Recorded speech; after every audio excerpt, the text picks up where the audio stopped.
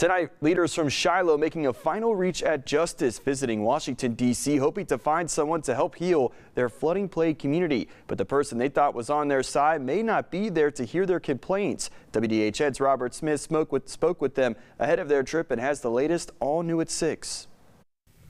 The Shiloh community and the Bullard Center are making one final push, taking the Journey to Justice campaign to Washington, D.C. to visit with USDOT and Secretary Pete Buttigieg before the Biden-Harris administration leaves out of office next week. Although the trip is still a go, the key part of the trip has changed, and now community members will not get what they ultimately hoped for.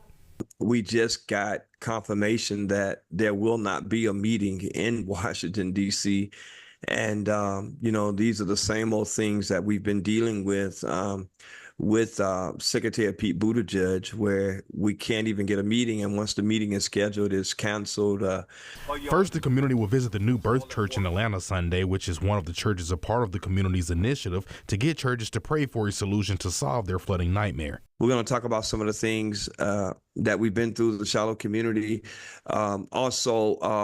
They're going to play the video and get people acquainted to what's going on in the Shiloh community. From there, that's when they head to D.C. for Tuesday, when there is a press conference outside of USDOT featuring environmental justice leaders and the Sierra Club president, Ben Jealous. Afterwards, they will hand-deliver a petition of over 5,000 signatures to Secretary Pete Buttigieg, who made promises to the community but will now be out of the office to speak at the University of Michigan that day. The community found it ironic he goes out of town after confirmations all week that they will be there. He won't even listen to us. It's as though he's running from us. You know what I'm saying?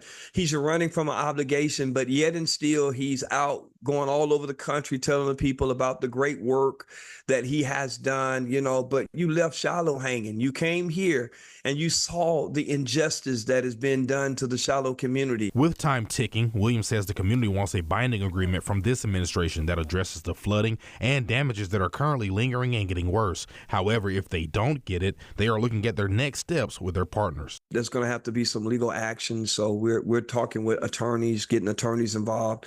And it's sad you have to go that route. You know what I'm saying? And they created it. It looked like they ought to be able to just get you out of it because they created it. And so it's just time to go out to USDOT and USDOT and FHWA. Williams says as of now, the problem is flooding into a third administration, but they plan to keep fighting for justice no matter who is in office. In Elba, Robert Smith, WDHN News for the Wiregrass.